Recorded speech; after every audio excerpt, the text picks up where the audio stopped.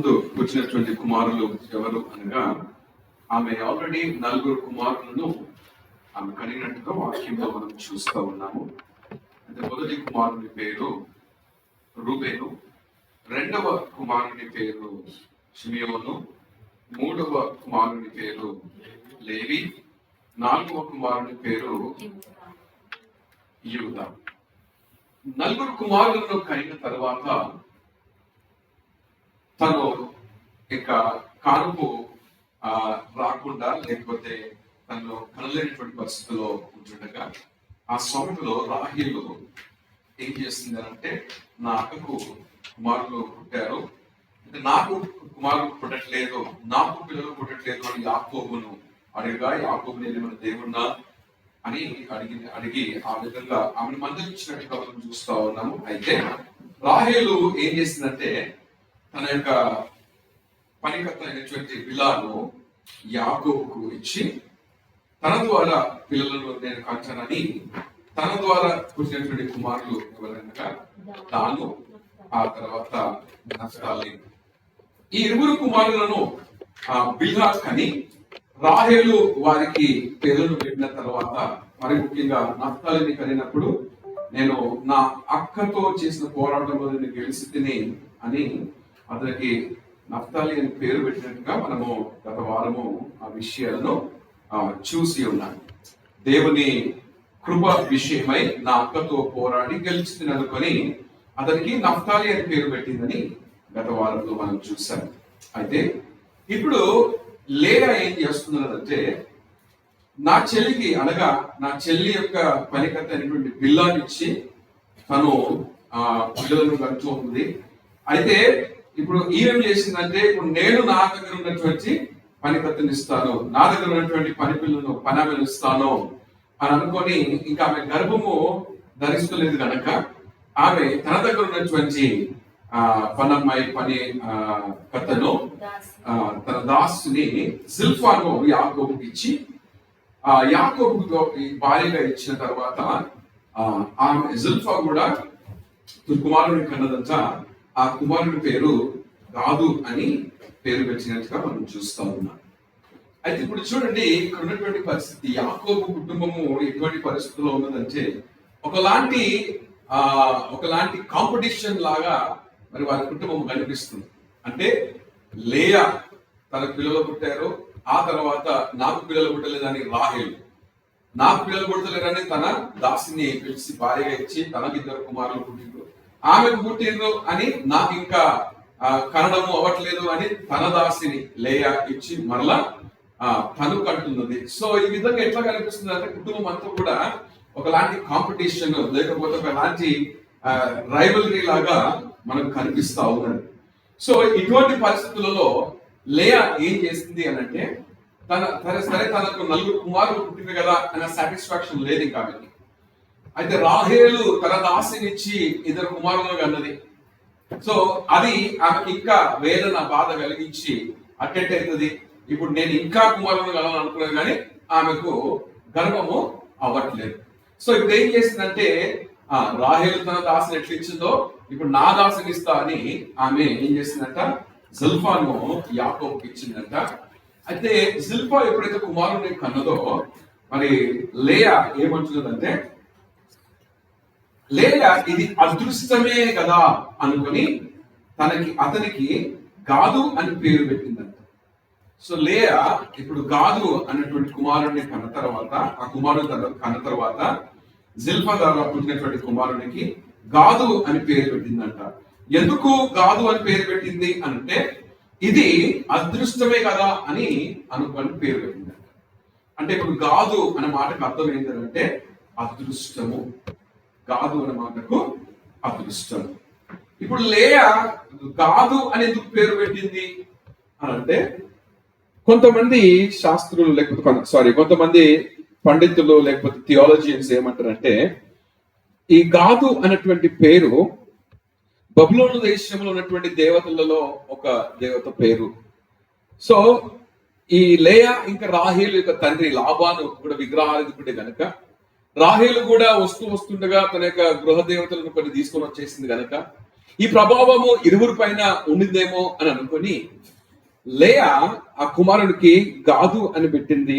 Most probably అది ఇతర దేవతల పేర్లు ఉండొచ్చు, ఆ ప్రభావం చేత అతనికి ఆ పేరు పెట్టింది అని కొంతమంది పండితులు అంటూ ఉంటారు.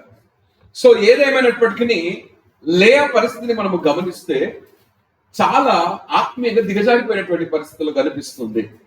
ఎందుకు అనంటే తనకు ఇంతకు ముందు పుట్టినటువంటి కుమారుడు అనగా రూబేను పుట్టినప్పుడు దేవుడు నా శ్రమను చూశాడు అని అన్నది, షిమియోను పుట్టినప్పుడు దేవుడు నా ప్రార్థనను విన్నాడు అన్నది, లేవి పుట్టినప్పుడు ఇప్పుడు నా భర్త నాతో కలిసి ఉంటాడు, అంటుకొని ఉంటాడు అని అనుకున్నది, యూదా పుట్టినప్పుడు ఇక నాకు ఏం అవసరం లేదు, నేను దేవుడిని స్తుతిస్తాను, ఇక నాకు భర్త మీద మోజు లేదు, భర్త కాదు ఏమి లేదు, నాకు ఫస్ట్ దేవుడిని స్తుతిస్తా అని ప్రారంభించినటువంటి ఆత్మీయ జీవితము ఇప్పుడు ఏమైపోయింది అనగా గాదు అన్నటువంటి ఈ వ్యక్తి జుల్ఫా ద్వారా పుట్టిన తర్వాత అదృష్టము అని మాట్లాడుతా ఉన్నాడు. అంటే ఏ స్థాయిలో ఉన్నటువంటి లేయా దేవుణ్ణి స్తుతిస్తూ దేవుణ్ణి ఆరాధిస్తూ దేవుడు చేసిన కార్యాలను ఆమె గమనించి ఇదిగో యూదా అని నేను పేరు పెడతా ఉన్నాను, దేవుణ్ణి ఎప్పటికీ నేను స్తుతిస్తాను అని అనుకున్నటువంటి లేయా ఈమెకున్నటువంటి ఈ కాంపిటీషన్ నేచర్, అంటే నా చెల్లె గుడితే నా గుట్ట, నా గుడితే మా చెల్లె గుట్ట, లేకపోతే ఇద్దరికి ఒకలాంటి కాంపిటీషన్ లాగా ఒక రైవలరీ లాగా ఉన్నటువంటి ఈ పరిస్థితి ఏం చేసేసింది తెలుసా, తనను దేవుని స్తుతించాల్సినటువంటి స్థాయి నుండి ఏ విధంగా అదృష్టము లక్కీ అన్నటువంటి మాటల్లో మాట్లాడే స్థాయికి తీసుకుని వచ్చేసింది. అదృష్టము లక్కీ లేకపోతే ఫార్చునేట్ ఇవన్నీ మాటలు ఎప్పుడు యూజ్ చేస్తాము అని అంటే అనుకోకుండా నా జీవితంలో ఇది జరిగింది అని చెప్పుకోవడానికి ఇది యూజ్ చేస్తాం. ఒకవేళ దేవుడే ఈ కార్యము చేసిండు అని అంటే ఇది దేవుని కృప అని అంటాం, కానీ ఇక్కడ దేవుని కృప అని అనలేదు, ఆమె అదృష్టము అని అంటున్నది. అదృష్టము అనగా మనకు చాలా సార్లు కూడా మనం అనుకున్నాము, అదృష్టం అనగా లక్కీ అన్నటువంటి మాట అది దేవునిపై ఆధారపడి చెప్పే మాట కాదు. అదృష్టము అనగా అది ఏదో అట్లా అనుకోకుండా మేము ఏదో ఇట్లయితే బాగుంటుంది అట్లయితే బాగుంటుంది అనుకుంటుంటా ఉంటే ఏదో అట్లా అయిపోయింది అన్నటువంటి మాట. చాలా సార్లు మనం మాటల్లో మాట్లాడుకుంటుంటా ఐఎమ్ సో లక్కీ అని అంటా ఉంటారు, లేకపోతే నాకు చాలా ఇది నా అదృష్టం అన్నటువంటి మాటలను మనము మాట్లాడుతూ ఉంటాం. సో ఆ రకంగా లేయా అదృష్టము అని మాట్లాడుతూ ఉన్నది. అంటే చూడండి ఏ స్థాయిలో ఉన్నటువంటి లేయా ఏ స్థాయికి వచ్చేసిందో. ఈ విధంగా ఆత్మీయ దిగజారిపోవడానికి కారణం ఏంటో తెలుసా, ఆ ఇద్దరి మధ్యలో ఉన్నటువంటి ఒకలాంటి ద్వేషము, కోపము, లేకపోతే ఆ కాంపిటీషన్ లాగా ఉన్నటువంటి ఆ నేచర్ బట్టే ఈ దిగజారిపోయినటువంటి పరిస్థితి ఏర్పడినట్టుగా మనకి ఇది కనిపిస్తా ఉన్నది. దేవునికి స్తోత్రం కలుగును గాక. హల్లెలూయా, ప్రైజ్ ది లార్డ్. చూడండి యెషయా గ్రంథము 66వ అధ్యాయములో బైబిల్ ఏమనుంటది, అదృష్టము అన్నటువంటి మాటల గురించి దేవుని వాక్యం ఏమంటది అని అంటే యెషయా గ్రంథము 65వ అధ్యాయము 11వ వచనములో, యెహోవాను విసర్జించి నా పరిశుద్ధ పర్వతమును మరిచి గాదునకు బల్లను సిద్ధపరచు వారులారా, అదృష్ట దేవికి పానీయార్పణము నర్పించు వారులారా, నేను పిలువగా మీరు ఉత్తరమియ్యలేదు అన్నటువంటి మాట ఇక్కడ రాయబడ్డది. ఈ వాక్యంలో మనము గమనించినట్లయితే యెహోవాను విసర్జించినటువంటి వారు, పరిశుద్ధ పర్వతమును మరిచినటువంటి వారు, గాదునకు బల్ల సిద్ధపరచువారులారా అని చెబుతూ అదృష్ట దేవికి పానీయార్పణము నర్పించువారులారా అని వాక్యంలో రాయబడ్డది. అదృష్ట దేవిని వీరు పూజిస్తున్నటువంటి వారుగా ఉన్నారు. అదృష్ట దేవిని పూజించడం అంటే ఏంటంటే people who believe in luck. ఎవరైతే అదృష్టమును అదృష్టం, నాకు ఇది అదృష్టం, ఇది జరిగితే నా అదృష్టము, ఇది జరగకపోతే నా దురదృష్టము అని మాట్లాడి, లేకపోతే ఇదిగో ఈ టైంలో చేసుకుంటే ఇది అదృష్టము, ఈ టైంలో చేసుకోకపోతే దురదృష్టము, ఈ కాలంలో చేస్తే ఏదో కీడు జరుగుతుంది, ఈ కాలంలో చేసుకుంటే మంచి జరుగుతుంది, ఈ దినాలు మంచివి, ఆ దినాలు కీడు, ఇట్లా మాట్లాడుకుంటూ ఏ కాలంలో ఏది మంచి జరుగుతుందో అని ఆలోచిస్తూ అదృష్ట దేవిపై ఆధారపడుతున్నటువంటి వారందరికీ కూడా ఏమంటారంట, అంటే అదృష్టం మీద ఆధారపడే వారందరూ కూడా అదృష్ట దేవిని ఆరాధించే వాళ్ళు అని అర్థం. సో ఇక్కడ వాక్యంలో చూడండి ఏమని రాయబడిందంటే, యెహోవాను విసర్జించి నా పరిశుద్ధ పర్వతమును మరిచి గాదునకు అన్నటువంటి మాట ఉన్నది కదా. తెలుగు బైబిల్లో చూడండి గాదు అన్నటువంటి మాటకు అక్కడ ఒక నంబర్ రాసి ఉంటది. ఆ కింద ఫుట్ నోట్ లో అదృష్టము అని ఉన్నది. అక్కడ కింద ఫుట్ నోట్ లో కూడా అదృష్టము అని ఉన్నది. సో ఈ గాదు అనేటువంటి వ్యక్తి, ఈ యొక్క కుమారుడు ఎటువంటి పరిస్థితుల్లో పుట్టిండంటే ఇల్లంతా కూడా గందరగోళంలో ఉన్నది, కుటుంబం అంతా కూడా గందరగోళంలో ఉన్నది, భార్యలంతా కూడా గందరగోళంలో ఉన్నారు, ఒకళ్ళ మీద ఒకళ్ళకి కాంపిటీషన్ నడుస్తున్నటువంటి ఒక ద్వేషము అసూయ లాంటి పరిస్థితులలో కుటుంబం ఉంటున్నటువంటి కాలములో గాదు అనేటువంటి వ్యక్తి ఈ కుమారుడు జన్మించినట్టుగా దేవుని వాక్యంలో మనం చూస్తా ఉన్నాం. అటువంటి పరిసరాలలో అతడు పెరిగినట్టుగా కూడా మనకు అర్థమవుతుంది. ఎందుకంటే వాక్యంలో చూడండి ఒకసారి ఆదికాండము 37వ అధ్యాయము 2వ వచనాన్ని ఒకసారి చదువుకుందాం. చూడండి ఆదికాండము 37వ అధ్యాయము 2వ వచనము. యాకోబు వంశావళి ఇది. యోసేపు 17 ఏండ్ల వాడై తన సహోదరులతో కూడా మందను మేపుచుండెను. అతడు చిన్నవాడై తన తండ్రి భార్యలైన బిల్హా కుమారుల యొద్దను జిల్పా కుమారుల యొద్దను ఉండెను. అప్పుడు యోసేపు వారి చెడుతనమును గూర్చిన సమాచారము వారి తండ్రి యొద్దకు తెచ్చుచుండు. ఇక్కడ వాక్యంలో జాగ్రత్తగా గమనిస్తే అతడు చిన్నవాడై తన తండ్రి భార్యలైన బిల్హా అంటే యోసేపు గురించి రాయబడినటువంటి మాట. యోసేపు 17 years ఉన్నాడని వాక్యం సెలవిస్తుంది. ఆ చిన్న తలములోనంట తన తండ్రి భార్యలైన బిల్హా కుమారులు యొద్దను జిల్ఫా కుమారుల యొద్దను ఉండెను. అంటే యోసేపు ఎవరి దగ్గర ఉన్నాడంట? బిల్హా కుమారులు జిల్ఫా కుమారుల దగ్గర ఉండనంట. అప్పుడు యోసేపు వారి చెడుతనమును గురించిన సమాచారము వారి తండ్రి యొద్దకు తెచ్చుచుండువాడు. అంటే చూడండి, ఈ బిల్హా కుమారులు జిల్ఫా కుమారులు ఎటువంటి వారంట? వారు చెడుతనమును చేసే వారిని వాక్యంలో రాయబడ్డది. చూడండి, వారి ఇద్దరు పేర్లు రాయబడ్డాయి. ఆ ఇద్దరు పేర్ల పిల్లలు, ఆ ఇద్దరు పిల్లలే రాయబడ్డారు. అంటే వీళ్ళు ఈ చెడుతనానికి ఎందుకు గురయ్యారు? ఈ చెడుతనానికి గురి కావడానికి కారణం ఏంది అని అంటే కుటుంబంలో ఉన్నటువంటి ఆ యొక్క ఈర్ష, ద్వేషము, లేకపోతే అసూయ, లేకపోతే ఆమె పిల్లల్ని కంటుంది నేను గంటలేను అని ఈమెకు పుడితే ఆమెకు అసూయ. సో ఈ విధమైనటువంటి పరిస్థితులలో మరి వీళ్ళు పుట్టారు కనుక ఈ విధంగా వీళ్ళు తయారైనట్టుగా దేవుని వాక్యంలో మనం చూస్తా ఉన్నాం. The spirit of rivalry brings evil nature among children. కుటుంబంలో తల్లిదండ్రులకు లేకపోతే కుటుంబ సభ్యులకు ఒకలాంటి ఈర్షలు, ద్వేషాలు, ఈ రైవల్రీ లాంటి కాంపిటీషన్ నేచర్స్ ఉంటే, ఈ నెగిటివ్ నేచర్ ఉంటే, ఆ నెగిటివ్ నేచర్ లో ఎదుగుతున్నటువంటి బిడ్డలు తప్పకుండా ఏ విధంగా తయారవుతారంట? చెడుతనానికి గురవుతారని ఈ విషయాన్ని బట్టి మనకు అర్థమవుతుంది. దేవునికి స్తోత్రం కలుగును గాక. Hallelujah. So that's the reason rivalry is the root of all evil. Rivalry is the root of all evil. So ఒకవేళ ఈ చెడుతనానికి పిల్లలు గురవుతున్నారు అని అంటే ప్రమాదము, లేకపోతే ఆ తప్పు ఎక్కడున్నది అని అంటే పెద్దవాళ్ళలో ఎక్కడో ఏదో ఈ చెడుతనం కనిపిస్తుంది అనమాట, ఈ రైవల్రీ కనిపిస్తుంది అనమాట, లేకపోతే ఈర్ష్యలు, ద్వేషాలు, లేకపోతే అసూయలు కనిపిస్తున్నాయని మనకు అర్థమవుతూ ఉన్నది. దేవునికి స్తోత్రం. హల్లెలూయా. సో గాదు అంటే అదృష్టము అని లేయా తనకు పేరు పెట్టినట్టుగా మనం చూస్తా ఉన్నాం. అయితే ఆ జీవిత కాలం అంతా కూడా ఆ విధంగా ఎదుగుతూ ఒక మధ్య వయసులోకి వచ్చారు. దాదాపు వచ్చిన తర్వాత యాకోబు వారి గురించి చెప్పిన ప్రవచన వాక్యాలను మనము గమనిస్తే ఆదికాండము 49వ అధ్యాయము 19వ వచనాన్ని ఒకసారి చదువుకుందాం. బంటుల గుంపు గాదును కొట్టును, అతడు మడిమెను కొట్టును. బంటుల గుంపు గాదును కొట్టును, అతడు మడిమెను కొట్టును. ఇంగ్లీష్ బైబిల్లో ఎవరైనా చదువుతారు ఒకసారి? ఇంగ్లీష్ బైబిల్ ఓపెన్ చేసి పెట్టుకురా. 49:19. God will be attacked by marauding band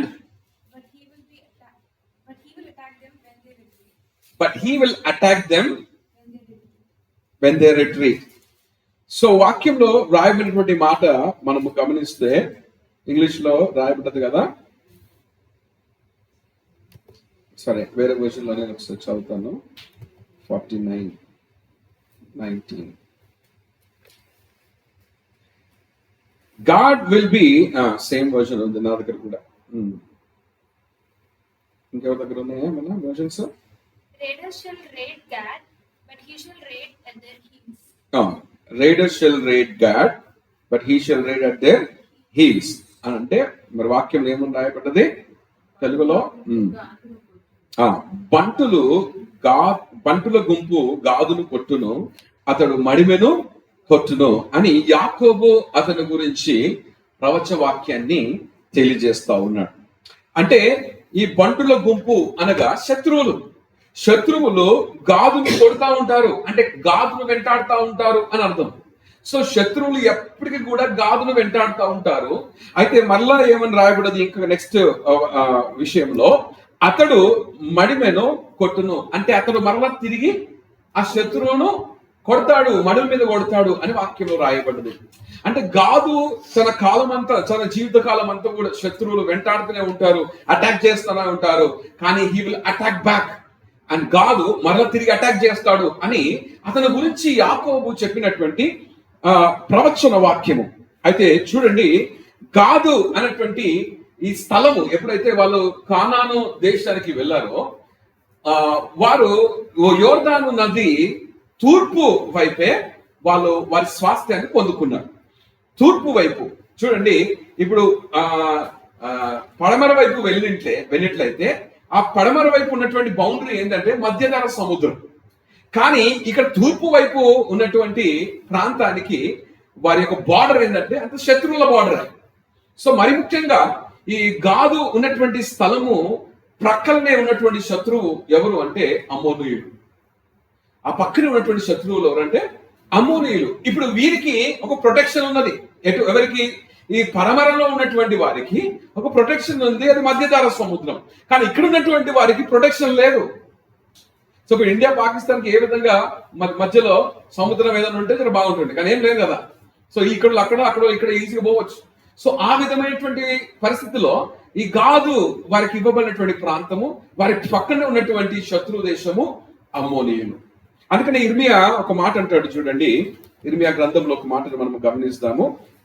ఇర్మియా గ్రంథము 19వ అధ్యాయం, ఇర్మియా గ్రంథము 19వ అధ్యాయము 49వ అధ్యాయము మొదటి వచనం.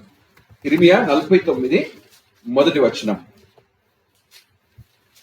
అమ్మోనీయులను గూర్చి యెహోవా ఇలాగూ సెలవిచ్చుచున్నాడు, ఇశ్రాయేలునకు కుమారులు లేరా?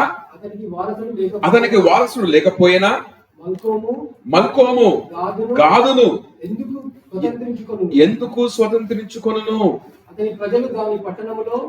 ఎందుకు నివసింతురు? అతని ప్రజలు దాని పట్టణంలో ఎందుకు నివసింతురు? ఎక్కడ? గాదులో గాదును ఎవరు స్వతంత్రించుకున్నారంట? అమ్మోనీయులను గురించి యెహోవా మాట్లాడుతున్నాడు కదా పైన ఉన్నటువంటి వచనము. అమ్మోనీయులు ఏం చేస్తున్నారంట?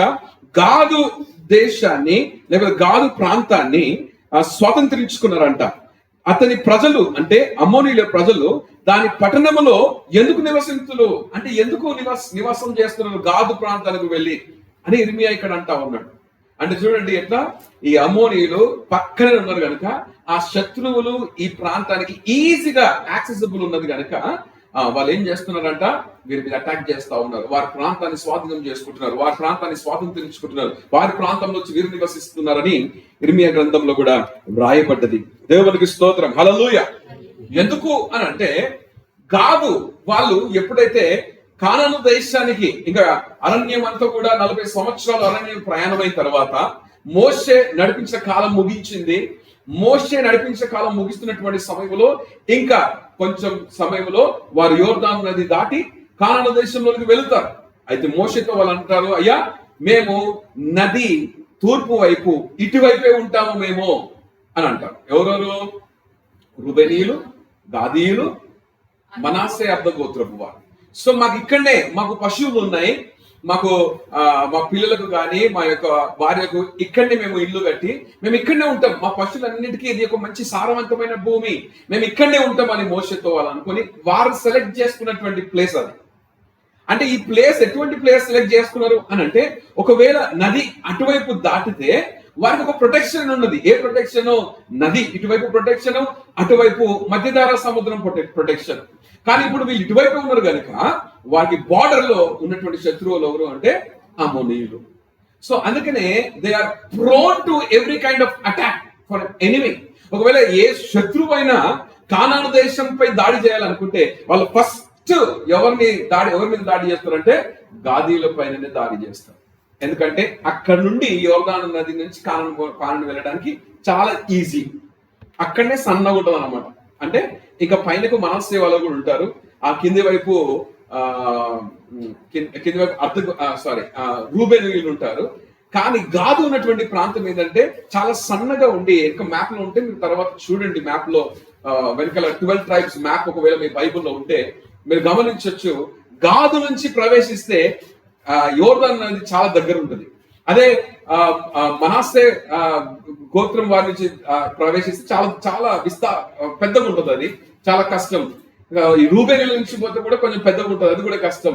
కానీ గాదీయుల నుంచి ప్రవేశం చేస్తే చాలా సన్నగా ఉంటుంది, అక్కడ నుంచి ఈజీగా తక్కువ సమయంలో వెళ్ళిపోవచ్చు అని చాలా సార్లు శత్రువులు ఎక్కడ అటాక్ చేయడానికి ప్రయత్నం చేస్తారంటే గాదీయులు ఉన్నటువంటి ప్రాంతాన్ని అటాక్ చేయడానికి ప్రయత్నం చేస్తూ ఉంటారు. Praise the lord, hallelujah. So గాదీయులకు ఇవ్వబడినటువంటి ప్రాంతము, ఆ గాదీయులకు ఇవ్వబడినటువంటి ప్రాంతం పేరు ఏంది అని అంటే గిలాదు. గిలాదు కనిపిస్తుంది అక్కడ, రైట్. ఆ గాదీయులకు ఇవ్వబడినటువంటి ప్రాంతము, ఆ ప్రాంతానికి ఒక పేరుంది, ఆ ప్రాంతం పేరు గిలాదు.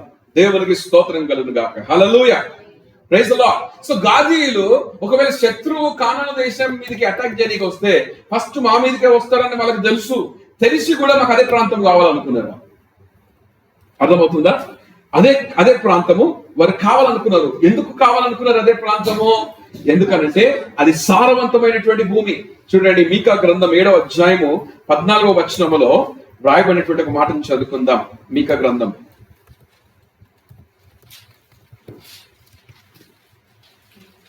7వ అధ్యాయం 14వ వచనం.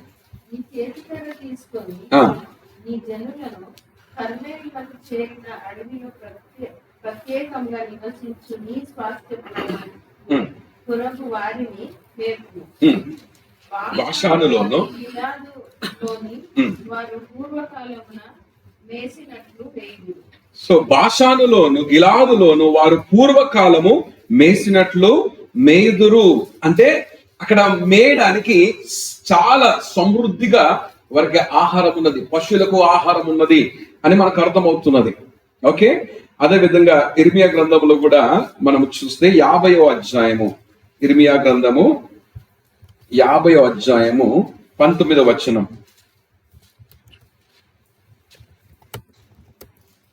ఇశ్రాయేలు వారిని తమ మేత స్థలమునకు తిరిగి రప్పించదను. వారు కర్మేలు మీదను బాషాను మీదను మేయుదురు. ఎఫ్రాయిము కొండల మీదను గిలాదులోను మేయుచు సంతృష్టి నొందును. గిలాదులోను మేయుచు సంతృష్టి నొందుదురు. అంటే అక్కడ హ్యాపీగా తిని హాయిగా ఉండే స్థలము అని మనకు అర్థమవుతుంది. సో గాదీయులు ఏం సెలెక్ట్ చేసుకున్నారు అని అంటే, మాపై శత్రువులు మొదట దాడి చేసినా పర్లేదు, మేము ఎప్పటికీ యుద్ధంలో ఉన్నా పర్వాలేదు, మేము ఎప్పటికీ పోరాటం చేసినా పర్లేదు, కానీ మాకు ఈ స్థలము ఇది మాకు చాలా యూస్ఫుల్ గా ఉంటది, మా పశువులు మేయడానికి ఈజీగా ఉంటదని ఈ స్థలాన్ని వాళ్ళు ఎన్నుకున్నారంట. దేవునికి స్తోత్రం కలుగును గాక, హల్లెలూయా, ప్రైజ్ ది లార్డ్. సో ఎక్కడైతే ఈ యొక్క సారవంతమైనటువంటి భూమి, వారికి కావలసినటువంటి వృక్షాలు ఉన్నాయి, కావలసినటువంటి పొలం ఉన్నది, కావలసినటువంటి నూనె దొరుకుతుంది, తైలము దొరుకుతుంది, ఇవన్నీ కూడా చాలా సమృద్ధిగా ఉన్నది. సో ఈ సమృద్ధి అయినటువంటి స్థలమును వారు ఎన్నుకున్నారు.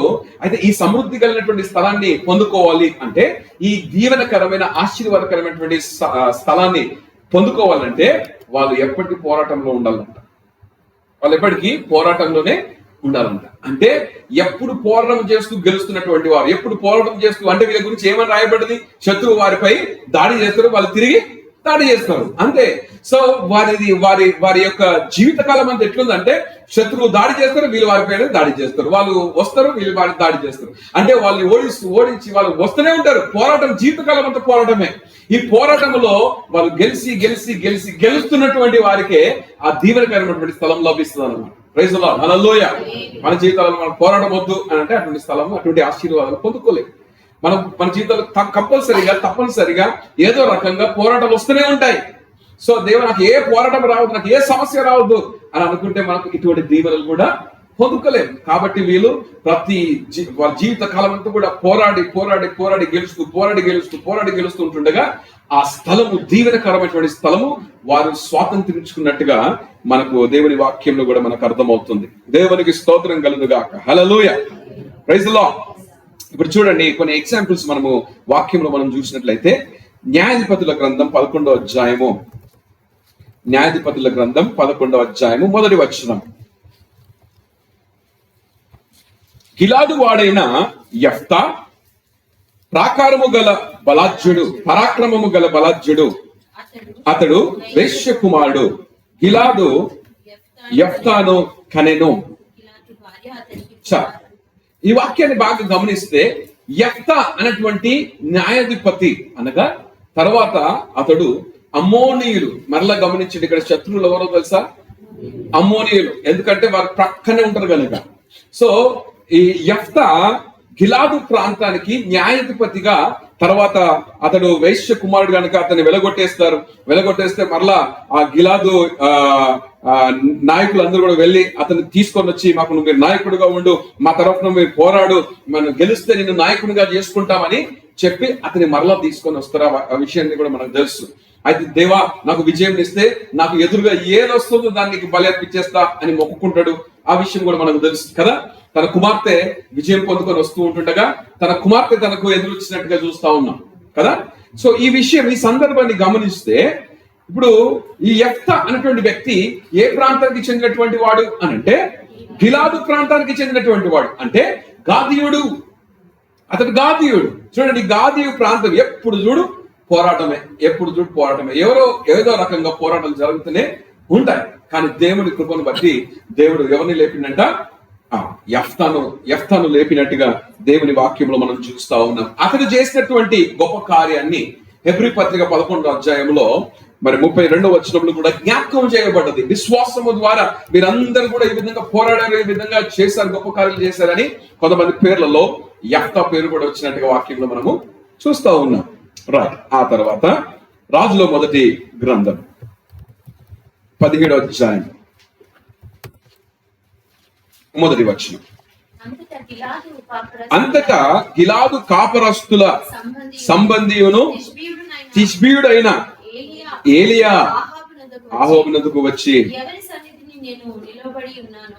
ఇశ్రాయేలు దేవుడైన ఆ యెహోవా జీవముతోడు నా మాట ప్రకారము గాక ఈ సంవత్సరములలో మంచైనను వర్షమైనను పడదని ప్రకటించాను. మరి ఇప్పుడు ఏలియా ఎక్కడి నుండి వచ్చాడు అనంటే, గిలాదు కాపరస్తుల సంబంధియును తిష్బీయుడైన ఏలియా అని వాక్యంలో రాయబడ్డది. చాలా మంది పండితులు ఏమంటారంటే, ఏలియా కూడా గిలాదీయులకు లేక గాదీయుల గోత్రానికి చెందినటువంటి వారు అని ఒకలాంటి వారి యొక్క అభిప్రాయం.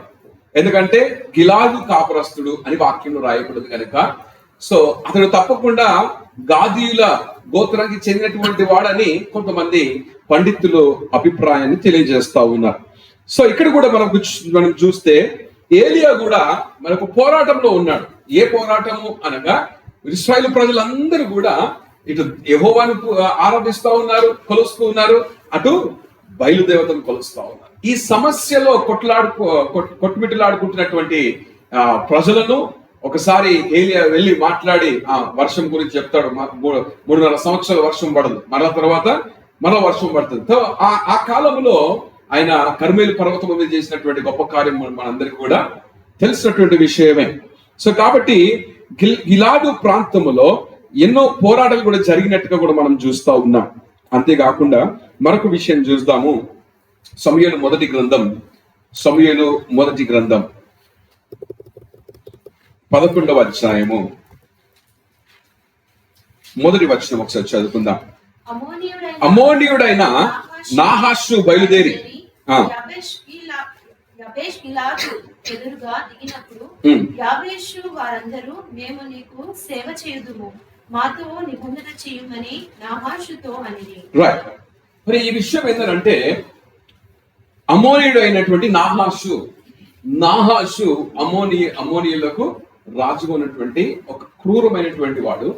సో ఇతని గురించి వాక్యం ఏమని రాయబడదంటే, ఇతడు కూడా యబ్బేషు గిలియాదు ఎదురుగా దిగినప్పుడు అక్కడ ఉన్నటువంటి ప్రజలందరూ కూడా అప్పగించుకొని మీకు సేవ చేస్తాము అని మాతో నిబంధన చేయమని నాహాషుతో చెప్తే, నాహాషు అంటాడంట, ఏమంటాడు, ఒకవేళ మీరు మాకు సేవ చేస్తారు అని అంటే మీ కుడి కన్ను నేను బీకేస్తా అంటాడు. ఏమంటాడు, వారి అందరి కుడి కన్నును తీసేస్తా అంటాడు. కుడి కన్ను తీసేసి ఆ తర్వాత మీరందరినీ ఒకలాంటి హ్యూమిలేషన్ లోనికి తీసుకొని వెళ్తా అని. సో నాహాషు, ఈ అమ్మోనీయుడైనటువంటి నాహాషు యబ్బేషు గిలియాదు పైన అతడు దాడి చేసినట్టుగా మనం వాక్యంలో మనం చూస్తా ఉన్నాం. సో వీళ్ళకు సహాయం చేయడానికి ఎవరు లేదు. అంటే వీళ్ళ కుడి కన్ను బీకేస్తాను, ప్రతి ఒక్కరికి కుడి కన్ను బీకేస్తా అంటే వారికి చాలా బాధ కలిగి ఏం చేయాలి అని ఆలోచన చేసుకుంటుండగా ఆ వర్తమానంను సౌలుకు పంపించిందంట. సౌలు ఎవరంటే సౌలు రాజు, ఇంకా రాజు కాబోతున్నాడు. సో సౌలు దేవుని యొక్క ఆత్మ ద్వారా ప్రేరేపింపబడి అతడు 3 లక్షల మంది సైన్యమును తీసుకొని వచ్చి ఈ నాహాషు అమ్మోనీయులను ఓడించాడని వాక్యంలో రాయబడింది. ఆ సందర్భం అంటూ కూడా 11వ అధ్యాయంలో మనకు కనిపిస్తుంది. సో అందుకనే ఎప్పుడైతే సౌలు మరణిస్తున్న తర్వాత, రాజు అయిన తర్వాత సౌలు ఆయన కుమారుడు యోనతాను వాళ్ళు మరణించినప్పుడు వారి మృతదేహాలను తీసుకొని క్రమమైనటువంటి సమాధి చేయడానికి వచ్చినటువంటి వారు వీలే. ఎందుకంటే ఒక రోజు రాజు మమ్మల్ని కాపాడాడు అని కృతజ్ఞతగా ఆయన చనిపోయినప్పుడు వీళ్ళు ఆయనకు ఒక క్రమమైనటువంటి, ఒక మర్యాద కలిగినటువంటి సమాధిని వాళ్ళు చేసినట్టుగా తర్వాత వచనాలలో అవి రాయబడ్డాయి. సో ఇది కూడా అది ప్రాంతంలో జరిగినట్టుగా మనం చూస్తా ఉన్నాం. అయితే చూడండి, ఒక మాటను గమనిస్తాము. దినవృత్తాంతంలో మొదటి గ్రంథము 5వ అధ్యాయము 18వ వచనంలో వారి గురించి రాయబడినటువంటి మాటను చదువుకుందాం. రూబేనీయులలోను గాదీయులలోను మనష్షే అర్ధగోత్రపు వారిలోను బల్లెమును ఖడ్గమును ధరించుటకును అంబు వేయుటకును నేర్చిన వారు, యుద్ధమందు నేర్పరులై ఉండుటకు దండుకు పోదగిన వారు 44,760 మంది ఉండిరి. చూడండి, ఇక్కడ వారి గురించి రాయబడినటువంటి మాట ఏంటంటే, రూబేనీయులలోను గాదీయులలోను మనష్షే అర్ధగోత్రపు వారిలో వీరందరూ ఎటువంటి వాళ్ళంట, పల్లెమును ఖడ్గమును ధరించుకొనుటకును అంబు వేయుటకును నేర్చిన వారు, యుద్ధమందు నేర్పరులై ఉండుటకు నేర్పరులై దండుకు పోదగిన వారు. అంటే వీళ్ళందరూ యుద్ధ ప్రావీణులు అని అనొచ్చు. ఎవరు? గాదీయులు ఎటువంటి వారంట? యుద్ధ ప్రావీణులు. అందుకనే వారి గురించి ఎప్పుడు శత్రువులు అటాక్ చేస్తా ఉంటారు, you will attack them back అని వాళ్ళ గురించి రాయబడినటువంటి మాట. వాళ్ళు చూడండి, వారి గురించి ఇంకొక మాటను చదువుకుందాము. అదే గ్రంథం 12వ అధ్యాయంలో 8వ వచనాన్ని ఒకసారి చదువుకుందాం. వారు ఎటువంటి మరి పరిస్థితుల్లో ఉన్నారు. అంతేకాకుండా ఇంతకు ముందు చదివిన వాక్య భాగంలో కూడా మనం చూస్తే 19వ వచనం కూడా ఒకసారి చదువుకుందాము. 5వ అధ్యాయం 19వ వచనము. వీరు హగ్రీలతోను ఏతురు వారితోను నాఫిషు వారితోను యుద్ధము చేసిరి. యుద్ధమందు వారు దేవునికి మొరపెట్టగా ఆయన మీద వారు నమ్మిక ఉంచినందున ఆయన వారి మొర ఆలకించెను. వారిని జయించుటకు వారికి సహాయం కలిగెను. వీళ్ళు యుద్ధ వీరులే కాదు, మాకు బలం ఉన్నది, మాకు చాలు అనుకునే వాళ్ళు కాదు. మాకు బలం ఉన్నది, బలం ఉన్నా కానీ ఎవరి మీద ఆధారపడరు తెలుసా వీళ్ళు? దేవుని మీద ఆధారపడ్డారని వాక్యం రాయబడ్డది. దేవుని మీద ఆధారపడ్డారు గనుక, వాళ్ళు మొరపెట్టారు గనుక, దేవుని మీద ఆధారపడ్డారు కనుక దేవుడు వాళ్ళకి విజయం ఇచ్చిందని దేవుడి వాక్యం సెలవిస్తుంది వారి గురించి. అంటే వాళ్ళు యుద్ధ వీరులు, ప్రార్థన వీరులు. ప్రైజ్ ది లార్డ్, హల్లెలూయా. అట్లా ఉండాలంట. దేవునికి స్తోత్రం కలుగును గాక. ఆమేన్. రైట్. అయిన తర్వాత 12వ అధ్యాయము, అదే గ్రంథంలో 12వ అధ్యాయము 8వ వచనం. మరియు గాదీయులలో పరాక్రమశాలులు కొందరు అరణ్యమందు దాగి ఉన్న దావీదు నొద్దకు చేరిరి. వీరు డాలును ఈటెను వాడుక చేయగల యుద్ధ ప్రావీణులు, సింహ ముఖము వంటి ముఖములు గలవారు, కొండలలో నుండు జింకలంతా పాద వేగము గలవారు. ఎవరంట వీళ్ళు? గాదీయులు. ఎటువంటి వాళ్ళంట వీళ్ళు? పరాక్రమశాలులు. అందులో ఎవరంట? దావీదు దగ్గరకు వచ్చారంట. వీరు డాలును ఈటెను వాడుట ప్రావీణులు, యుద్ధ ప్రావీణులు అంట. వాళ్ళ ముఖాలు ఎట్లుంటాయంట? సింహం ముఖం ఎట్లుంటది అట్లుంటదంట. వాళ్ళని చూస్తేనే టెర్రర్ రావాలి. ఇంకా సింహం ముఖం ఎట్లుంటది? ఎట్లుంటదిరా? వాళ్ళని చూడగా ఏం రావాలి? భయం ఉండాలా. సో వీళ్ళ ముఖం అంట సింహం ముఖం లాగా ఉంటుందంట. అంటే వాళ్ళు చూస్తేనే భయపడాలన్నమాట. ఆ విధంగా వీళ్ళు ఉన్నారంట. అంతేకాకుండా కొండల నుండి జింకలంత పాదవేగము, అంటే అస్సలు ఏమంటారు, చిక్కడు దొరకడం అన్నమాట. అంత ఫాస్ట్. జింక గురించి చూసినాం కదా లాస్ట్ టైం.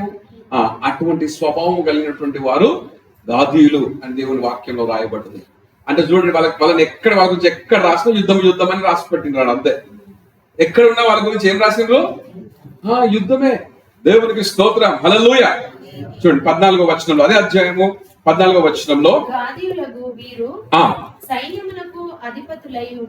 గాదీయులంట వీరు సైన్యమునకు అధిపతులై ఉండిరి. అంటే ఇశ్రాయేలు ప్రజల సైన్యానికి వీళ్ళే అధిపతులుగా నియమించబడ్డారు. చూడండి, అయితే వారిలో అత్యల్పుడైన వాడు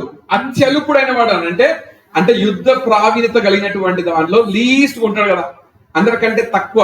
అంటే కొంతమంది చాలా బాగా యుద్ధం చేస్తారు, కొంతమంది కొంచెం తక్కువ చేస్తారు. అయితే అత్యల్పుడు అంట 100 మందికి లీడర్ అంట.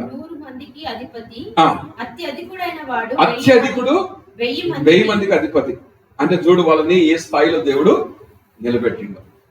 చూడండి, ఎక్కడ కూడా వారి గురించి మాట్లాడితే యుద్ధము గురించే మాట్లాడినట్టుగా మనము చూస్తా ఉన్నాం. Right, praise the lord.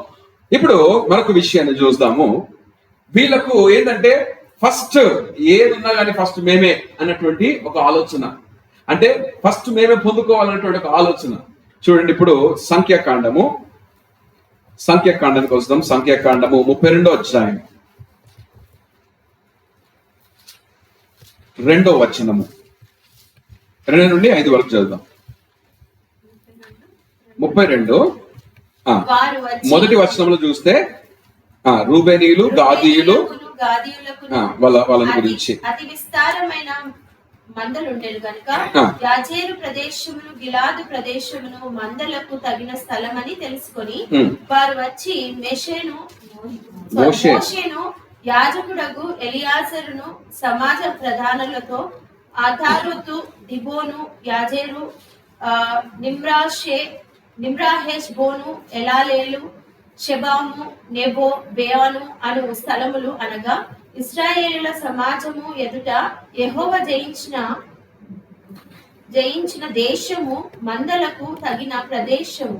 నీ సేవకులమైన మాకు మందలు కలవు కాబట్టి మా ఎడల నీకు కటాక్షము కలిగిన ఎడల మమ్మను యోర్దాను అద్దరికి దాటింపక నీ దాసులమైన మాకు ఈ దేశంను స్వాస్థ్యముగా ఇమ్మనగా. రైట్. ఇప్పుడు ఈ గాదీయులు అంటే రూబేనీయులు, గాదీయులు వీళ్ళందరూ కూడా కలిసి మోషేతో ఏమని అడుగుతున్నారంటే, మాకు చాలా పశువులు ఉన్నాయి, అయితే ఈ ప్రాంతము చాలా మంచిగా ఉన్నది, పశువులకు మేపడానికి కూడా చాలా బాగుంది కనుక మమ్మల్ని యోర్దాను అద్దరికి తీసుకొని వెళ్లకుండా మేము ఇక్కడనే ఉండటకు ఒకవేళ నీకు ఇష్టమైతే, నీ కటాక్షం ఉన్నట్లయితే మేము ఇక్కడనే ఉండాలని అనుకుంటున్నాము, నీ దాసులకు ఈ ప్రదేశము స్వాస్థ్యముగా ఇవ్వమని మోషేను వీళ్ళు అడిగారంట. అయితే మోషే ఈ విషయాన్ని అడగగానే మోషే ఏమన్నాడు అంటే, నీ సహోదరులందరూ అంటే ఇంకా తక్కిన గోత్రపు వాళ్ళు వీళ్ళందరూ కూడా యోర్దాను నది దాటి కానాను దేశంలోనికి వెళ్ళి యుద్ధము చేయాలి. వారు యుద్ధము చేస్తుంటుండగా మీరు ఇక్కడ హాయిగా ఉంటారా? ఒకవేళ వాళ్ళు యుద్ధం చేస్తుంటుండగా మీరు ఇక్కడే ఉండిపోతే వారు నిరుత్సాహపడతారు కదా. వారు యుద్ధము చేస్తా ఉండాలి, మీరు ఇక్కడనే ఉండిపోతే ఎట్లా అని మోషే కొంచెం మందలిస్తాడు. అయితే అంతేకాకుండా మీరు వారిని డిస్కరేజ్ చేసినటువంటి వారు అవుతారు. ఒకవేళ మీరు ఇక్కడ వరకు వచ్చిండ్రు, మాకు జాలీగా మేము వెళ్ళము, మేము యుద్ధం చేయడానికి అట్టు రాము, వారు చేసుకొని అని అనుకుంటే మీరు ఇక్కడనే ఉంటే వారిని డిస్కరేజ్ చేసినటువంటి వారు అవుతారు. అయితే అంతేకాకుండా మీరు ఎవరిలాగా ప్రవర్తిస్తున్నారు అని అంటే వీళ్ళు ఎవరు కాదేశ్ బార్నియాకు వెళ్ళినప్పుడు 12 మంది వెగుల వాళ్ళని పంపిస్తారు కదా మోషే. ఒక్కొక్క గోత్రం నుంచి ఒక్కొక్కరిని, అందులో యెహోషువ కాలేబు కూడా వెళ్తారు. సో 10 మంది అందరూ కూడా నెగిటివ్ మాట్లాడారు. అంటే 10 మంది అందరూ కూడా ఏం చేశారంటే ఇశ్రాయేలు ప్రజలు భయపెట్టినటువంటి వారు. ఈ ఇద్దరు దేవుని కొరకు నిలబడినటువంటి వారు కానాను దేశాన్ని మనం స్వాస్థ్యంగా పొందుకోవచ్చు అని వాళ్ళు ఇద్దరు మాట్లాడారు. కానీ తక్కిన వాళ్ళందరూ కూడా నిరుత్సాహపరిచినటువంటి వారే. మీరు కూడా వారిలాగా చేస్తున్నారు అని అంటాడు మోషే. మీరు కూడా అలాగే చేస్తున్నాడు. తక్కిన వచనంలో ఆ విధంగా ఉన్నది. There is spirit of discouragement. మీరు ఆ విధంగా చేస్తున్నారు అని మోషే ఏమంటాడు తెలుసా? మీరు కోపం తెప్పిస్తున్నారు, నాకే కాదు దేవునికి కూడా కోపం తెప్పిస్తున్నారు అని వారి మీద మందలించి మాట్లాడతాడు మోషే. అది 13-14 వచనంలో రాయబడింది. ఒకవేళ ఇశ్రాయేలు ప్రజలు వారి స్వాస్థ్యమును పొందుకోకపోతే దానికి కారణం మీరే అని కూడా 15 వచనంలో మోషే వారితో మాట్లాడతాడు. మాట్లాడినప్పుడు వాళ్ళు ఏమంటారో చూడండి. 16 వచనంలో అందుకు వారు అతని యొద్దకు వచ్చి, అంటే మోషే దగ్గరకు వచ్చి, మేము ఇక్కడ మా మందల కొరకు దొడ్లను, మా పిల్లల కొరకు పురములను పట్టుకొందుము.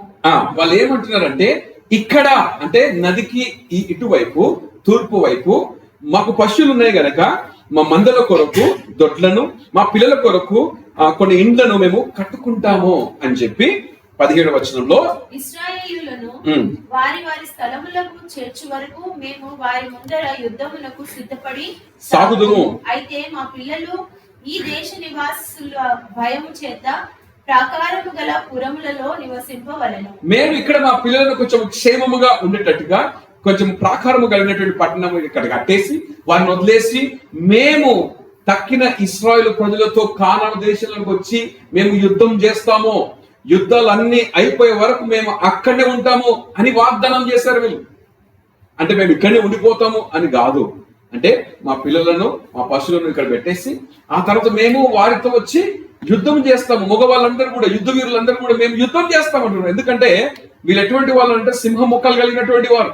వీళ్ళు ఎట్లా కనిపిస్తారు? వీళ్ళు యుద్ధ ప్రావీణ్యులు. వీళ్ళు లేకపోతే కొంచెం ఇబ్బందే కాబట్టి వీళ్ళు కంపల్సరీ ఉండాలి. అందుకనే మోషే అంటున్నారు, మీరు లేకపోతే తక్కిన వాళ్ళందరూ డిస్కరేజ్ అయిపోతారు అని చెప్తే వీళ్ళందరూ ఏం చేశారు? లేదు మేము మా పిల్లలను మా పశువులను ఇక్కడ పెట్టేసి మేము వస్తాము యుద్ధం చేయడానికి అని అంటున్నారు. ప్రైజ్ ది లార్డ్, హల్లెలూయా. ఇశ్రాయేలులో ప్రతి వాడును తన స్వాస్థ్యం పొందు వరకు మా ఇండ్లకు మేము తిరిగి వెళ్ళమన్నారు. వీళ్ళు ఏమంటున్నారు? వీళ్ళు ఇశ్రాయేలు ప్రజలు వారి స్వాస్థ్యము పొందు వరకు మేము మరలా ఇంటికి పోము, యుద్ధములోనే ఉంటామని వాగ్దానం చేసినటువంటి వారు గాదీయులు కూడా. దేవునికి స్తోత్రం కలుగును గాక, హల్లెలూయా, ప్రైజ్ ది లార్డ్. అప్పుడు మోషే వారికి ఏం చెప్పాడంట? మీరు మీ మాట మీద నిలిచి యెహోవా సన్నిధిని యుద్ధమునకు సిద్ధపడి యెహోవా తన ఎదుట నుండి తన శత్రువులను వెళ్ళగొట్టు వరకు యెహోవా సన్నిధిని మీరందరూ యుద్ధ సన్నద్ధులై యోర్దాను అవతలికి వెళ్ళిన ఎడల ఆ దేశము యెహోవా సన్నిధిని జయింపబడిన తర్వాత మీరు తిరిగి వచ్చి యెహోవా దృష్టికి ఇశ్రాయేలు దృష్టికి నిర్దోషులై ఉందురు. రైట్, మీరు ఆ విధంగా చేస్తే దేవుని దృష్టిలో నిర్దోషులై ఉంటారు అని మోషే వారికి తెలియజేశారు.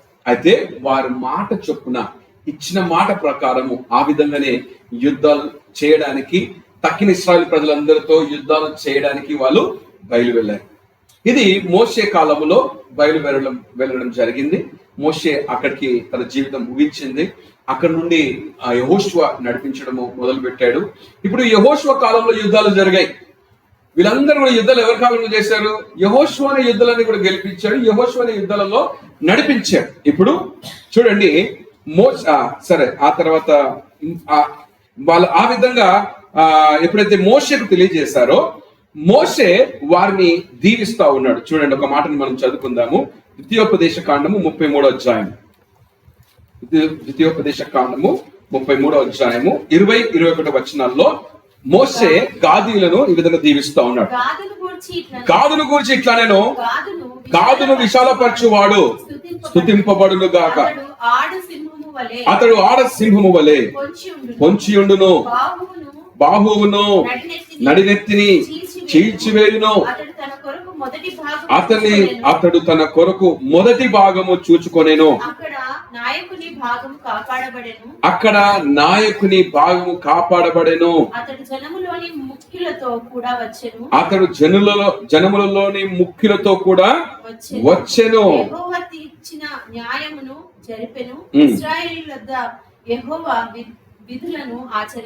ప్రైజ్ ది లార్డ్, హల్లెలూయా.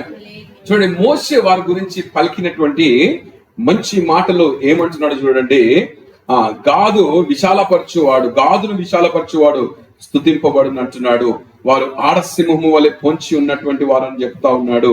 అతడు తన కొరకు మొదటి భాగము చూచుకొనేను అని అంటా ఉన్నాడు. అంటే ఫస్ట్ మేమే అని అన్నారు కదా. సో మొదటి భాగము చూచుకున్నారంట. అక్కడ నాయకుని భాగము కాపాడబడేను. అంటే అక్కడ ఆ భాగము, అది ఫస్ట్ భాగం కదా, శత్రువులు రావడానికి ఎంట్రన్స్ అదే, అది కాపాడబడేను అని మోషే వారి గురించి తెలియజేస్తున్నాడు. అతడు ముఖ్యులతో కూడా వచ్చాను. యెహోవా తీర్చిన న్యాయమును జరిపెను. ఇశ్రాయేలు యొద్ద యెహోవా విధులను ఆచరించెను అని వారి గురించి దీవెనకరమైనటువంటి మాటలను మోషే పలికినట్టుగా మనం చూస్తా ఉన్నాం. ఆ తర్వాత యెహోషువ కాలంలో ఏం జరిగింది? 22వ అధ్యాయం, యెహోషువ గ్రంథము 22వ అధ్యాయము మొదటి వచనాలను చూద్దాం. చూడండి, యెహోషువ రూబేనీయులను, గాదీయులను, మనష్షే అర్థగోత్రపు వారిని పిలిపించి వారితో ఇట్లా నేను యెహోవా సేవకుడైన మోషే మీకు ఆజ్ఞాపించినదంతయు మీరు చేసి ఉన్నారు. అంటే మోషేతో చెప్పినవన్నీ కూడా మీరు చేసి ఉన్నారు. అంటే ఇప్పటికి యుద్ధాలన్నీ అయిపోయినాయి అన్నమాట. ఓకేనా? అయితే యెహోషువ ఇప్పుడు వారితో మాట్లాడుతున్నాడు. ఇంతకుముందు మోషే మాట్లాడాడు, ఇప్పుడు యెహోషువ మాట్లాడుతా ఉన్నాడు. మీరు మోషేతో చేసినవన్నీ కూడా, చెప్పినవన్నీ కూడా మీరు చేశారు, రైట్?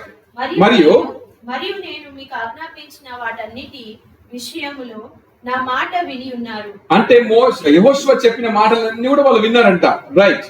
బహుదినముల నుండి నేటి వరకు మీరు మీ సహోదరులను విడువక మీ దేవుడైన యెహోవా ఆజ్ఞానుసరించి నడిచి ఉన్నారు.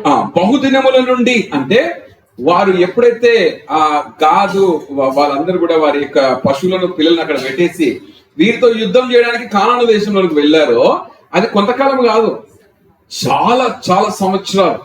ఇన్ని సంవత్సరాలు వారు తిరిగి ఇంటికి ఎప్పుడు కూడా వెళ్ళలేదు. అందుకని యెహోషువ ఏమంటున్నాడు? బహుదినముల నుండి నేటి వరకు మీరు మీ సహోదరులను విడువక మీ దేవుడైన యెహోవా ఆజ్ఞ అనుసరించి నడిచి ఉన్నారు అని అంటున్నాడు. అయిన తర్వాత 4వది, ఇప్పుడు మీ దేవుడైన యెహోవా మీ సహోదరులతో చెప్పినట్టు వారికి నెమ్మది కలగజేసి ఉన్నాడు. కాబట్టి ఇప్పుడు యెహోవా సేవకుడైన మోషే యోర్దానును అవతల మీకు స్వాస్థ్యముగా ఇచ్చిన దేశంలో మీ నివాసములకు తిరిగి వెళ్ళుడి. Right, praise the lord, hallelujah. So యెహోషువ ఏమంటున్నాడంటే, ఇంతకాలము మీరు చెప్పిన మాట, ఇచ్చిన మాట మీరు నెరవేర్చారు, ఇచ్చిన మాట ప్రకారము మీరు జీవించారు, ఇచ్చిన మాట ప్రకారము యుద్ధాలు చేశారు, ఇచ్చిన మాట ప్రకారము తక్కిన ఇశ్రాయేలు ప్రజలతో పోరాటము చేశారు. ఎదుగో ఇప్పుడు అంత కూడా ముగించబడ్డాయి, యుద్ధాలన్నీ కూడా ముగించబడ్డాయి, మీరు తిరిగి మీకు ఇవ్వబడినటువంటి స్వాస్థ్యమునకు వెల్లుడి అని యెహోషువ చెప్తా ఉన్నాడు. దేవునికి స్తోత్రం కలుగును గాక, హల్లెలూయా. మరి ఈ విషయాలలో మనం నేర్చుకుంటున్నటువంటి ప్రాముఖ్యమైన పాఠాలు ఏంటి అని అంటే, గాదీయులు ఎటువంటి వారు అని వాక్యంలో మనం చూస్తా ఉన్నాము. తల్లి అయినటువంటి లేయా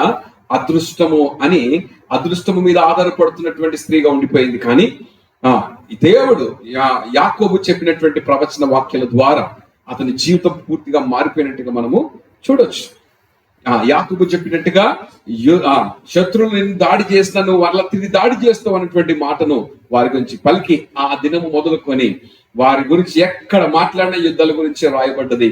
ఆ యుద్ధాలలో పోరాడి గెలిచినటువంటి వారే గాదీయులు వాళ్ళు ఎటువంటి వాళ్ళంటే ఎట్లా కనిపిస్తారంట, సింహపు ముఖాలలో వారి ముఖాలు ఉంటాయంట. వారి యొక్క యుద్ధ ప్రావీణ్యత ఎట్లుండదంట, వాళ్ళు ఈటలు గాని లేకపోతే దాడులు గాని ఏవి యూజ్ చేసినా ఇంకా ప్రావీణ్యతను ఉన్నటువంటి వారే, జింకలాగా పరిగెత్తేవారు అని వారి గురించి రాయబడ్డది. దేవునికి స్తోత్రం కలుగును గాక. హల్లెలూయ. వారు తక్కిన ఇశ్రాయేలు ప్రజలతో కలిసి యుద్ధం చేయడంలో ఎంతగానో సహాయపడ్డారు, వారికి ఎంతగానో ప్రోత్సాహకరంగా నిలిచి ఉన్నారు. చాలా కాలం వరకు వారితో ఉండి యుద్ధాలు చేసి తిరిగి వచ్చారంట. సో మరి వాక్యంలో వారి గురించి మనం చూసినట్లయితే మనము మొట్టమొదటిగా నేర్చుకుంది ఏంటంటే, అదృష్టాల పైన, దినాల పైన, మంచి దినాలు, ఆ దినాలు, ఈ దినాల పైనటువంటి మీద, వీటి మీద మనము ఆధారపడకూడదు అన్నటువంటి విషయాన్ని మనం నేర్చుకున్నాం. Okay, right. రెండవది ఏం నేర్చుకున్నాము అని అంటే, వీళ్ళు దేవుని గణపరిచారు. మోషే చెప్పినట్టుగా మోషే ఏం చెప్పాడు, మీరు నాకు లేకపోతే దేవునికి కోపం తెప్పిస్తున్నారు, ఈ విధంగా కూడా ఉండకూడదు, మీ తక్కిన ఇశ్రాయేలు ప్రజలందరూ యుద్ధానికి వెళ్తా ఉంటే మీరు ఇక్కడే ఉండిపోతారా అని అంటే, లేదయ్యా మేము వారికి సహాయపడడానికి సిద్ధమే అని చెప్పి వారు దేవుణ్ణి గణపరిచినట్టుగా మన వాక్యంలో మనం చూస్తా ఉన్నాం. Praise the lord. Hallelujah. So దేవుడు గణపరిచినందుకు వారి స్వాస్థ్యము మరలా తిరిగి వాళ్ళు పొందుకున్నారు. దేవునికి స్తోత్రం. హల్లెలూయా. ఒకవేళ మేము యుద్ధం చేయం, మేము ఇక్కడే ఉంటాం, మీరే పోయి యుద్ధం చేసుకోండి అంటే ఎప్పుడో వాళ్ళు ఖతమైపోయే వాళ్ళు, అక్కడ ఎవరు ఉండేవాళ్ళు కాదు. ఆ గిలియాదు ప్రాంతం అంతా ఖాళీ. ఎందుకంటే దేవుని మాట వినలే. కాబట్టి దేవుని మాట విన్నారు గనక, వారు దేవుని మాటకు విధేయత చూపించారు గనక, మోషే దైవజనుడికి విధేయత చూపించారు గనక, వారు మరలా తిరిగి క్షేమముగా వారి ప్రాంతానికి తిరిగి వచ్చి ఆ స్వాస్థ్యమును పొందుకున్నారంట. దేవునికి స్తోత్రం కలుగు కాక. హల్లెలూయా. Praise the lord. ఇంకొక పాఠం ఏంటంటే, వారు ఒకవేళ అక్కడనే ఆగిపోవచ్చు, మేము రాము, మీరేమన్నా చేసుకోండి అనొచ్చా? ఎటు? మేము యోర్దాను నది దాటి అద్దరికి రాము, మీరే యుద్ధాలు చేసుకోండి, మీరేమన్నా చేసుకోండి, మాకది మంచి స్థలమే ఉన్నది, మేము ఇక్కడనే ఉండిపోతాము అని అనొచ్చు. కానీ వారు ఆ విధంగా అనకుండా వాళ్ళు ఏం చేశారంట, ఎంతకాలం యుద్ధం జరిగితే అంతకాలం మేము యుద్ధంలో ఉండడానికి సిద్ధమే అన్నారు. అంటే they never stop the fighting. ఎందుకంటే వాళ్ళ మీద చెప్పినటువంటి మాట అదే కనుక వారు యుద్ధమును ఎప్పుడు కూడా ఆపివేయలేదంట. Praise the lord. హల్లెలూయా. ఇప్పుడు అంత బాగానే ఉంది అనుకో, మనకు కూడా అంత బాగానే ఉంది. మనము ఎన్నో పోరాటాలు పోరాడి అంత బాగా అయిపోయింది. ఇల్లు లేదు అంటే ఇల్లు కూడా వచ్చేసింది. ఇంకా ఏమేమి కావాలనుకున్నామో అన్ని వచ్చినాక మన జీవితం ఎట్లుంటుంది తెలుసా? సాలిగా అన్ని వచ్చినాయి కదా, ఇంకేం ఇక హాయిగా కూర్చొని రిలాక్స్ అయిపోదాం అని అనుకుంటాం. అవునా కదా? యూజువల్గా after every blessing you receive you will all say let me relax నా. చాలా పోరాటం చేసినా కదా, చాలు దేవా నేను హాయిగా ఉంటా అని అనుకుంటాం. కానీ గాదీలు అటువంటి వాళ్ళు కాదు. వాళ్ళు అక్కడికి ఆగిపోయే వాళ్ళు కాదు, ఆ తర్వాత కూడా పోరాటం చేయడానికి సిద్ధంగా ఉన్నటువంటి వారు. దేవునికి స్తోత్రం. హల్లెలూయా. Praise the lord. అంటే అన్ని గెలిచిన తర్వాత, అన్ని వచ్చిన తర్వాత విశ్వాసంలో సన్నగిల్లిన పరిస్థితులకి రాలేదు వీళ్ళు. ప్రార్థనలో సన్నగిల్లినటువంటి వారు కాదు. ఇప్పుడు మంచి ఒక పెద్ద పోరాటం కొరకు ప్రార్థన చేసినాం, దేవుడు ఆ పోరాటంలో గెలిపించిండు అనుకో, అది పోరాటం గెలిచిన తర్వాత ఏం చేస్తాం? ప్రార్థన ఉంటుంది, ఇంకా ఉండదు. ఇక ప్రార్థన మెల్లగా ఏమవుతుంది, పోరాటం అయ్యే వరకు బాగానే ఉండే, అయిపోయాక చల్లబడదు. కానీ గాదీయులు చల్లబడే రకం కాదు. ఇంకా నెక్స్ట్ ఏముంది, ఇంకెక్కడ పోయి యుద్ధం చేయాలా అని వాళ్ళు సిద్ధపడేవారు. దేవునికి స్తోత్రం. హల్లెలూయా. మనం కూడా ఆ విధంగా ఉండాలంట.